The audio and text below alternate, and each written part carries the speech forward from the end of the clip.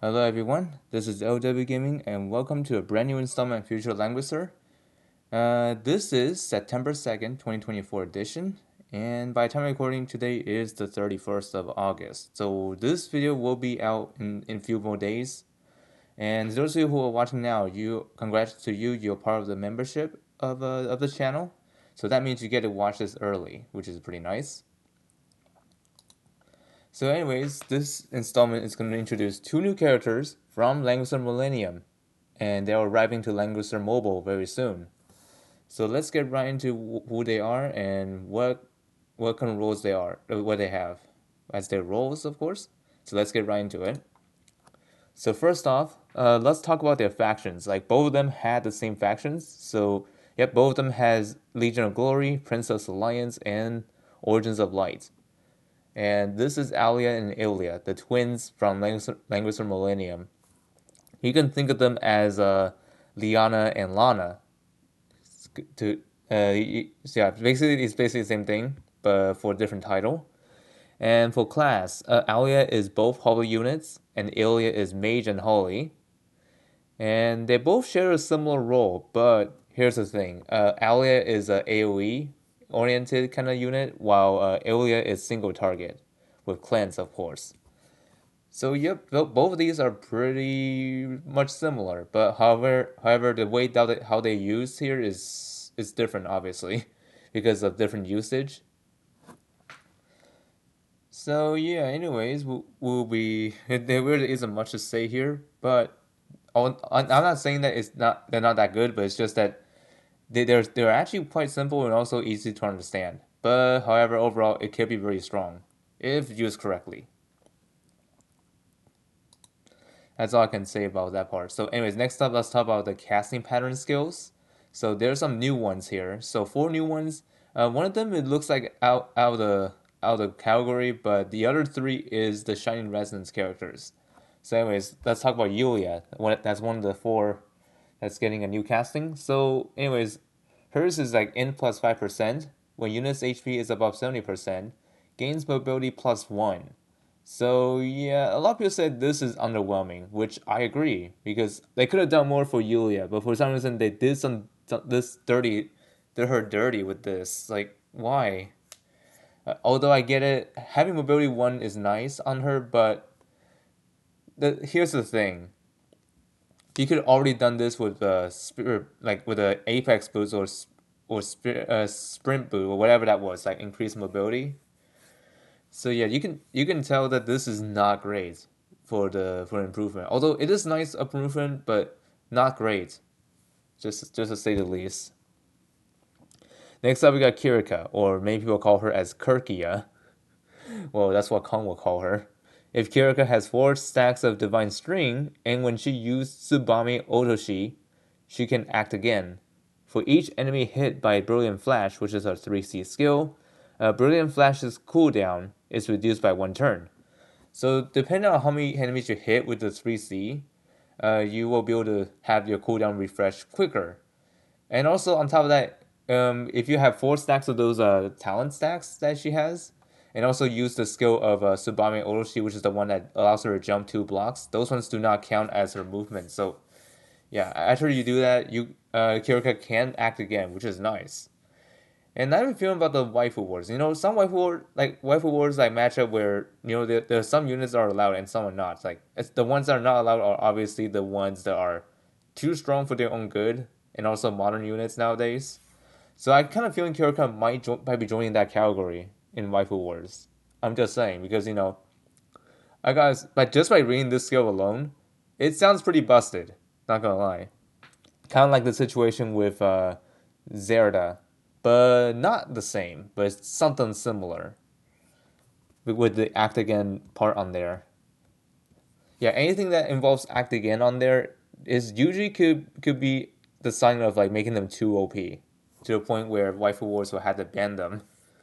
So it mostly depends on what their act again does. But if it's really good, then obviously they'll have to ban it. But if it's not that great, then they're just not gonna. Of course, they're gonna keep it in. But anyways, moving on. We have Sonia. Sonia is the other Shine Resonance character that's getting a casting here. The buff and debuff duration applied by Sonya lasts one more turn. The versus attract skill range is increased to the entire field, and when using Zen Spark skill, if the enemy has duel, that enemy will lose control. And also, as far as I've heard, some people said this could be a stun instead of a lose control, but we'll have to see until the official release of CN, of course. And also, I'll let you know in the comments whether if it's a stun or lose control. And this will last for the next turn. So as you can see, this is pretty strong. If it was a lose control, that would be like Godham like, uh, a casting skill. But we'll have to see. If it's a stun, then it's alright because stun is actually makes more sense. But here's the thing: if it was lose control, then she could be really strong. And finally, we have Excella. Excella is the last one to get here. So I gotta say, Excella's casting is a bit on the underwhelming side. So, anyways, let's take a look at this. Attack plus 5%. After using Ancient Stone skill, which is her 1C unique skill, by the way, Excella gains Escalation and can attack again after use, but in exchange, Excella can't move. So that's the one I was talking about. Pretty underwhelming because you can act again, but you cannot move, which is really bad. So yeah, I don't know if you're gonna cast her. Honestly, I don't think you want to do that because that's a waste of your resources. But anyways, it's up to you. If you like Excella, go ahead. But if you don't care about that much of it, I would say just don't do it because Excella is probably not a good option for your casting option. But sure, the thing is they don't need exclusives just to get this to activate, but they need to be 6 stars, by the way. So, anyways, that's the castings for you. So, two out, about half of those are pretty decent, while the other half is underwhelming.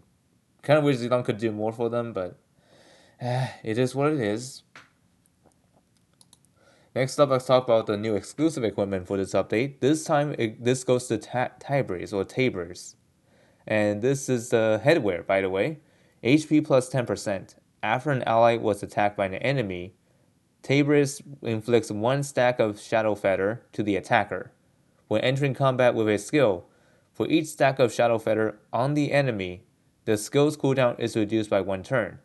So depending on how many feathers that your enemy has when you're attacking anyone with a skill of any kind, that skill cooldown will be reduced by one turn each per each stack. So for example, if your enemy has like 3 of those, you get a cooldown of -3, which is pretty awesome. But here's the thing, Tabriz, even though she is pretty niche, I don't think that gonna make any much of a difference as long as they are that like as if they were like not prevented, you know. So like if they have Shadow Feather, then great. But if not, which is in most scenarios, Tabriz is not gonna make any changes to the meta, sadly. But the bright side is she is suitable for waifu wars because due to her niche playstyle, but she could be really dangerous to say the least. And finally, before we go, there's something we need to talk about here, which you might be thinking earlier about why are all three Shining Resonance collab characters getting their castings all in one update? Well, you're gonna soon see why. So looking for the banners here. So we got some new players banners. This of course is exclusive to new heroes. I mean to new players. I mean. Anyways, this has like 2 to 3 different banners. There's like Legend NTRs, Leon and Lana rate up banners, and also a Divine banner feature all 8 of those classic starter heroes. I mean. This includes Leon, Lana, Bozo, Legend, Elwin, Liana, Luna, and Tiaras. And then for everyone else, there will be a radar banner featuring Tabris and Jace or Tabris. I don't know how you're gonna pronounce that, but I think it's Tabris or Tabris. Yeah. Anyways, those two will be coming back for this update, which is nice because Jace obviously is pretty strong out there. For Tabris, if you care about waifu wars, that's the one you want to go for. If you like her as a character or as a playstyle. Next up, we got Dark Reincarnation Destiny banner. This was for Transcender, Leo Beck, and Poliol. And then we also have Princess Alliance Destiny banner for Prezia, Sissy White, and Mariandel. We also have Classic Destiny banner for Ledden, Rachel, and Alton Muller. And there's a new recurring banner type, kind of like Langrisser 1, 2, and 3, and Langrisser 4 and 5, and also Langrisser Mobile 1 and 2. Yeah, something like that. But now we got a Tensei one now coming up soon. So this one will include all the characters from Tensei title. So that includes Polly and Lugner, by the way. If you wanted to get any of these characters from the past, that is the perfect opportunity for you to get them. And last but not least, you remember the last couple of couple of future Langrisser installments saying like when are they gonna do collab reruns? Like for the past like months? Don't know how long has it been, but anyways, we finally got our answer. So indeed, they're still doing the collab rerun. They have not forgotten about that. That's because Shining Resonance is coming back as a collab rerun. So yeah, you might be thinking why Shining Resonance? Well, some people said the devs behind Shining Resonance have called them to ask them for a rerun of this event, but I don't know. Or maybe Xeon decided it's probably the best to rerun this. But of course, this has to do with like IP issues, just to let you know. So yeah, so that basically shows us that the indication that they have not forgotten about collab reruns. So we could be seeing more later in the future, but right now this is a good start for all people who are wanting to see collab reruns. Although personally for me, I already got both of those summon units, so I don't see myself summon anybody there unless I want to 6-star them. But other than that, that's usually not a good idea. But anyways, my ults will definitely need this because my ult is missing Sonya. So yeah, I might as well try to get her on the second time. So anyways, hope you'll find this video informative, and also let me know in the comments, are you excited for the collab rerun still happening? At least for some series to come later on in the future. We have a countless different kind of collabs that has yet to get a rerun. Like we haven't gotten Trails of Cold Steel, we haven't got the Overlord, so on and so forth. So, anyways, see y'all next time.